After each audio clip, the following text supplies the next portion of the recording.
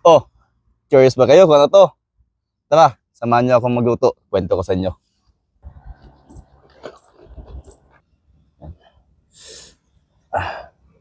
Mm. Mm. Bago ko simulan ng kwento, pasintabi lang po sa mga mahihinang sikmura. Alam nyo ba kung ano ito? Pa-comment down below kung alam mo. Ito po yung kalimitang ginagawang dayok o fermented sa Kabisayaan. Ginagawang pang appetizer para mas lalo kang gaganahan. O di kaya, ginagawang pulutan ng barkadahan. Sayang din naman kung itatapon na lang. Kaya, ginawa ng paraan. Kung matatandaan nyo sa mga nauna kong upload, nagbebenta po ako ng malasugi o barilis. Mga malalaking isda. Dahil dyan, madami tayong mga naitabi na laman loob. Eto po ang tuwalya ng malasugi o pinakasikmura ng isdang malasugi. Di ko pa alam kung may nakakagawa ng ganitong klaseng pagkaluto dahil pinaanghang na adobo lang ang namulatan ko. Ngayon naman ay gagawa tayo ng deep fried tuwalya. Tuloy lang po kayo sa panonood para malaman nyo ang proseso sa pagluluto. Tuwalya ay naibabad ko na sa mainit na tubig. Nang sa ganon, matatanggal ang mga germs at di kaya-ayang amoy. At di lang yan, na-marinate na din natin ng mga herbs and spices. Saka natin pinigaan at hinugasan. Nag-ready na rin ako ng pang-breading, pampakrunchy sa putahe natin ngayon. Nilagyan ko ng harina, cornstarch, seasoning, paminta at asin. Depende na lang sa'yo kung anong trip mo.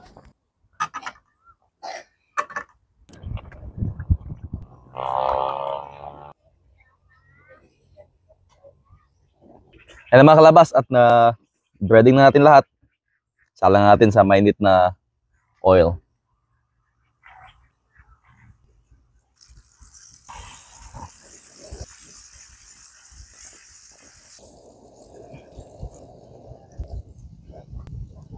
Pangalawang salang mga kalabas.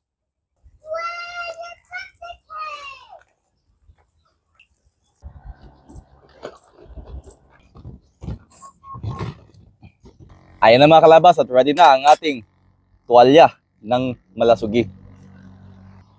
Itong check.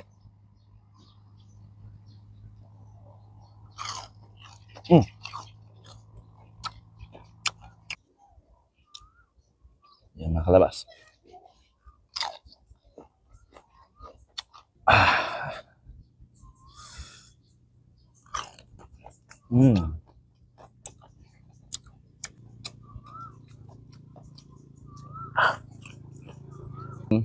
Buhay bilog.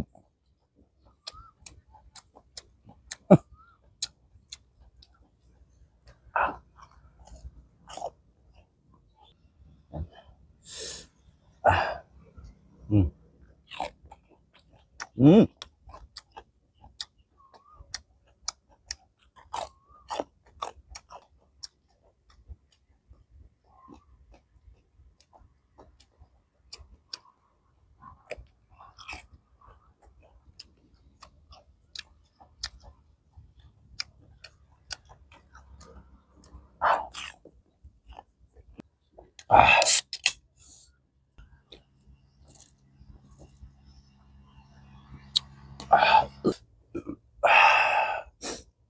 Anghang.